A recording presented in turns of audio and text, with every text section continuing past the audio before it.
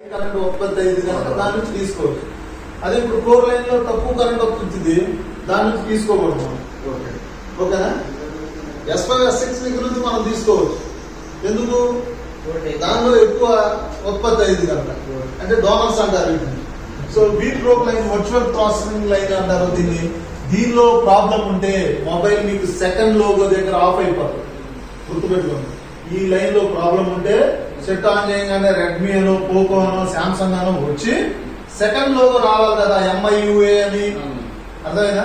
Second logo రావాలిగా, అది వచ్చే ముందే సెట్ ఆఫ్ అయిపోతుంది. నువ్వు ఎన్నిసార్లు ఆన్ చేసినా, ఈ లైన్ లో ఒక కాయిల్ ఫెయిల్ అయినా, ఈ లైన్ లో LC లూజ్ కాంటాక్ట్ వచ్చినా వెంటనే సెకండ్ లోగో దగ్గర స్విచ్ ఆఫ్ అయిపోతా ఉంటుంది మొబైల్.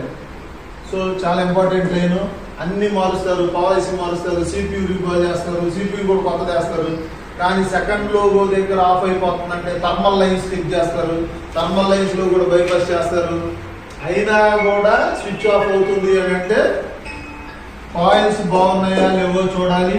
ఈ కాయిల్స్ నుంచి CPU లోకి కనెక్షన్ ఉందా లేదో చూసుకోవాలి.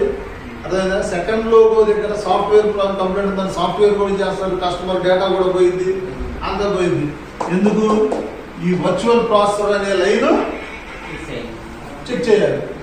ఇక్కడ ఎందుకు? ఇక్కడ మామూలుగా ఒక కాయిల్ దగ్గర 4 amperes వస్తుంది, ఈ ప్యారలల్ లో కలిపితే అది 8 amperes అవుతుంది. అదేనా 8 amperes పవర్ తీసుకుంటుంది CPU. తీసుకున్నప్పుడు అంత యాంపియర్స్ ఒక కాయిల్ పని చేయలేదంటే అది 4 పడిపోయింది, 4 amperes వచ్చింది. సరిపోతుందా? సరిపోదు. అందుకని సెకండ్ లోగో దగ్గర సెకండ్ బూట్ అయ్యేది కదా, ఆగిపోతా ఉన్నాం.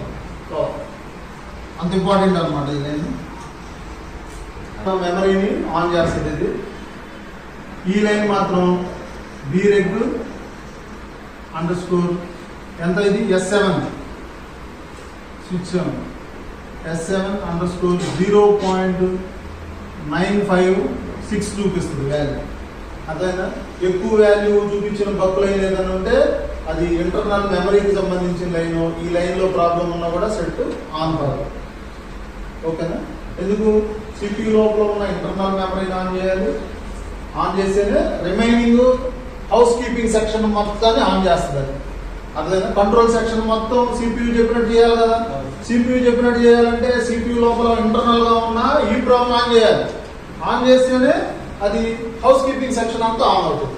సో మీకు ఈ లైన్ లో ప్రాబ్లం ఉందని అంటే మీరు వాల్యూ చెక్ చేసినప్పుడు అది 900 వాల్యూస్ చూపిస్తుంది. అలా చూపించింది అంటే అది మెమరీ లైన్ అని అర్థం.